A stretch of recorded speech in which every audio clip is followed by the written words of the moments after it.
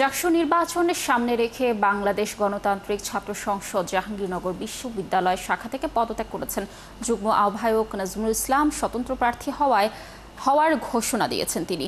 জাকসু নিয়ে আরও তথ্য জানাতে জাহাঙ্গীরনগর থেকে যুক্ত হচ্ছেন সহকর্মী রায়্যান বিন আমিন। রায়্যান, যেমনটি বলছিলাম যে স্বতন্ত্র প্রার্থী হওয়ার ঘোষণা দিয়ে নাজমুল ইসলাম পদত্যাগ করেছে, এই বিষয়ে আপনার কাছে কি তথ্য রয়েছে, জানাবেন বিস্তারিত।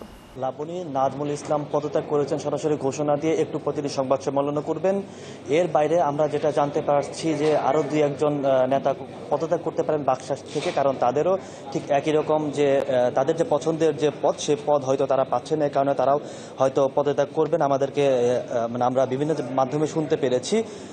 এর বাইরে আজকে মনোনয়নপত্র বিতরণের শেষ দিন এবং জমা দেওয়ারও সেই দিন। বেলা 2টা পর্যন্ত আর 1.5 ঘন্টা সময় বাকি আছে মনোনয়ন উত্তোলনের। তবে এখনো পর্যন্ত কিন্তু বাকশাসের কোনো দলীয়ভাবে কিন্তু বাকশাস এখনো পর্যন্ত মনোনয়ন ফর্ম উত্তোলন করেনি। ছাত্র দলও এখনো পর্যন্ত মনোনয়ন ফর্ম উত্তোলন করেনি দলীয়ভাবে, তবে বিচ্ছিন্নভাবে অনেকে মনোনয়ন ফর্ম উত্তোলন করেছেন। আর জমা দেওয়ার সময় বিকাল 4টা পর্যন্ত।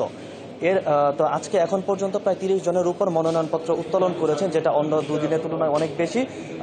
আর জমা পড়েছে এখনো পর্যন্ত 13টি মনোনয়নপত্র। তো আশা করছি যে নির্ধারিত সময়ের মধ্যে সবাই মনোনয়নপত্র উত্তোলন করে এবং যারা প্রার্থী হতে চান তারা জমা দিবেন এই যে সিনেট হল আছে, এই সিনেট হলে। এই ছিল আমার কাছে জাহাঙ্গীরনগর বিশ্ববিদ্যালয় জাকসু নির্বাচনের মনোনয়নপত্র উত্তোলনের শেষ তথ্য।